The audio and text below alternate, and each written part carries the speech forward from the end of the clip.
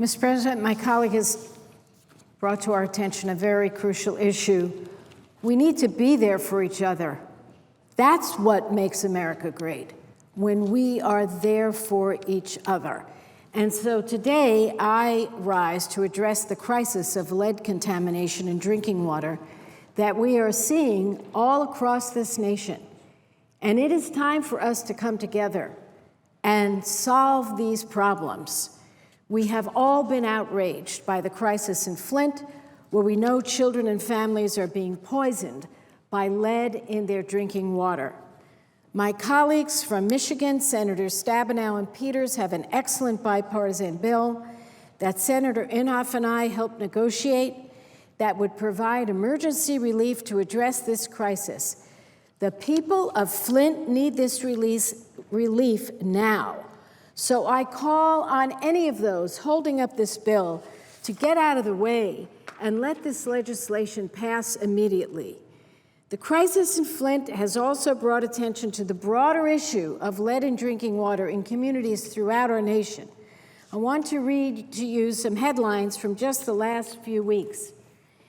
Here is from the Clarion Ledger in Jackson, Mississippi. Pregnant women, kids cautioned over Jackson water lead. That's February 25th, 2016. Newsweek. With lead in the water, could Sebring, Ohio become the next Flint? That's January 27th, 2016. And then from the Associated Press, elevated lead levels found in Newark schools' drinking water. And in Charlotte, the Charlotte Observer, lead in water now not confined to Flint. That's January 30th, 2016. So whether it's Flint, Michigan, or Newark, New Jersey, or Jackson, Mississippi, or Durham, North Carolina, or shall I name some more places that are going to hit us, the American people have a right to expect clean, safe drinking water when they turn on their faucets. It is clear this is a national crisis that demands a national solution going forward. So that is why today I've introduced new legislation, the Lead in Drinking Water Disaster Act. And we are doing this because should there be more Flints, we want to have a better way to move forward. Currently, the president can declare a major disaster for catastrophes like hurricanes, tornadoes, earthquakes, tsunamis, storms, drought, fires, flood, and explosions. Now, sometimes those fires, floods, and explosions are man-made, and yet we are able to act through the FEMA, the Federal Emergency Management Administration. But lead in drinking water is not on the list of major disasters covered under FEMA's rules. It is critical that future presidents do not have their hands tied because the definition of a major disaster does not include lead in drinking water. My bill ensures that a lead contamination crisis would be considered a disaster, which it clearly is. Take a look at the color of the water coming out of the fountains here. The faucets. Nobody could face this in their homes. You'd get your kids out of there so fast, and then a current law doesn't think this is a disaster.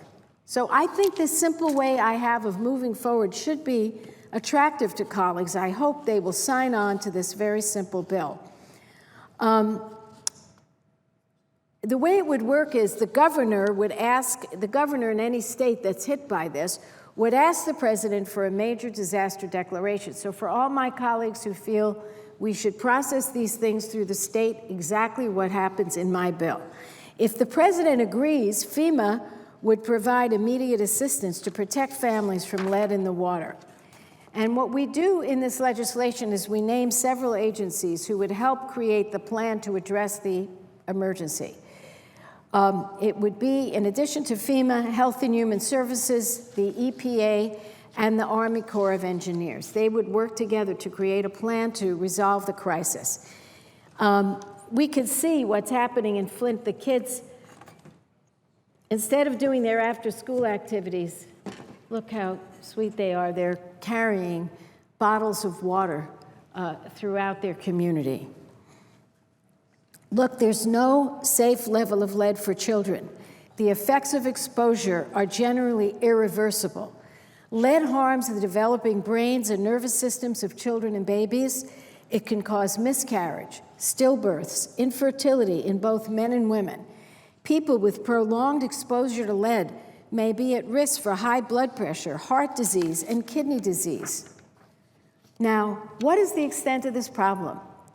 Millions of homes across America receive water from pipes that date back to an era before scientists knew of the harm caused by lead exposure. While we take steps toward investing in modernizing our water infrastructure, which I hope we will do as we write a new Water Resources Development Act, and Senator Inhofe and I are very hard at work at doing just that, we also have to step in and help communities that are in crisis right now. I want to conclude with this. And again, take a look at the drinking water coming out of the tap here.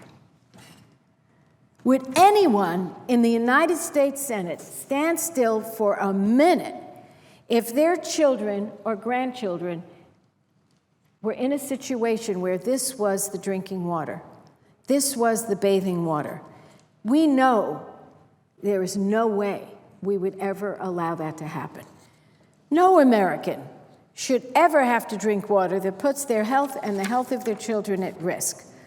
I hope we take action by passing the emergency legislation by the Michigan senators this week.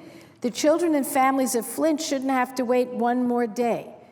And after we pass that measure, which addresses itself just to Flint, Michigan, I hope we will take up my legislation to help future presidents address this public health threat, which is going to pop up all over this great nation of ours. We must be prepared. We cannot tie the hands of this president or any future president. Thank you very much. I yield the floor.